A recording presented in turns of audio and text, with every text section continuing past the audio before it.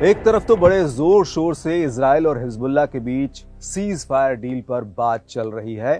कुछ रिपोर्ट्स में तो यह भी कहा गया है कि इजराइल की सिर्फ एक शर्त को छोड़कर हिजबुल्लाह युद्ध विराम के लिए तैयार भी है, लेकिन दूसरी तरफ दोनों ने एक दूसरे पर हमले भी तेज कर दिए हैं। हेलो दोस्तों, मैं अरविंद योगराज और आज बात होगी इन्हीं खूनी हमलों की और बताएंगे कि कौन किस पर भारी पड़ रहा है।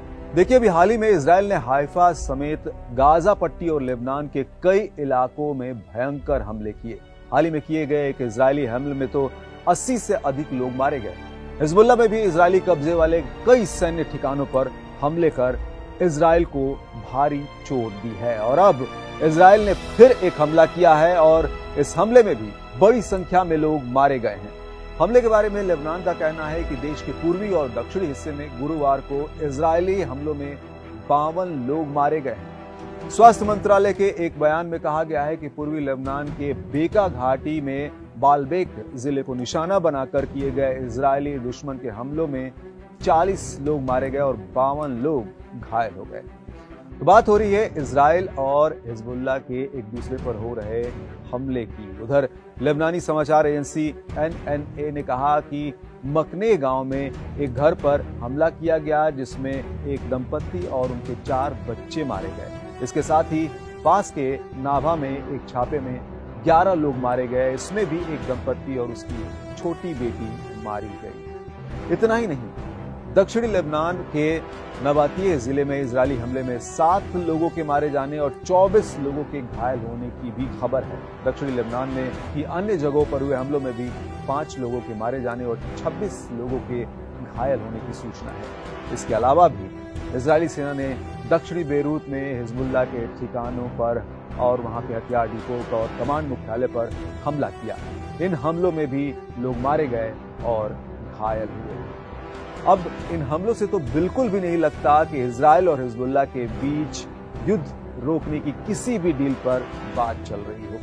इनके बीच के युद्ध को समाप्त कराने के लिए अमेरिका भी लगा हुआ है। अमेरिकी दूत वहां पर आमोस होस्टीन लगातार प्रयास कर रहे हैं।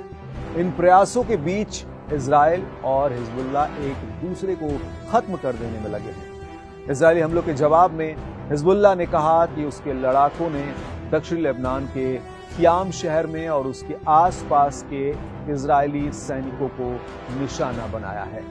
इस युद्ध के समीकरण पर नजर डाले तो जब गाजा पट्टी में इजराइल और हमास के बीच युद्ध चल रहा था, तब इस युद्ध में जैसे इजराइल की मदद अमेरिका कर रहा था, उसी तरह हमास की मदद करने के लिए हिजबुल्लाह मैदान में कूद पड़ा। इससे जाहिर है कि इजराइल और हिजबुल्लाह के बीच दुश्मनी होनी थी। दोनों के बीच दुश्मनी हुई भी और अब ये दुश्मनी इजराइल और हिजबुल्लाह के बीच सीधे हमलों में बदल गई है और ये तो अब ऐसा लग रहा है कि ये वॉर ही इजराइल और हिजबुल्लाह के बीच छिड़ी हुई है।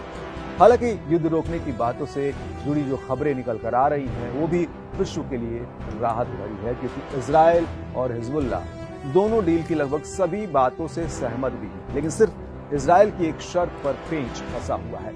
इजराइल का कहना है कि उसे हिजबुल्लाह पर कार्रवाई करने की छूट चाहिए और हिजबुल्लाह का कहना है कि वो इजराइल की किसी भी शर्त पर युद्ध विराम समझौता नहीं करेगा। यहाँ तक कि हिजबुल्लाह ने तो हाल ही में ये तक धमकी दी कि वो इजराइल की शर्त पर समझौता नहीं करेगा, बल्कि अगर जरूरत हुई तो वो इजराइल से तब तक युद्ध करने के लिए तैयार है जब तक इजराइल युद्ध करना चाहे। ऐसे में अभी कुछ भी साफ नहीं हो पा रहा है कि क्या इजराइल और हिजबुल्लाह इस बार युद्ध विराम पर सहमत हो जाएंगे या फिर युद्ध और लंबा खिंचेगा।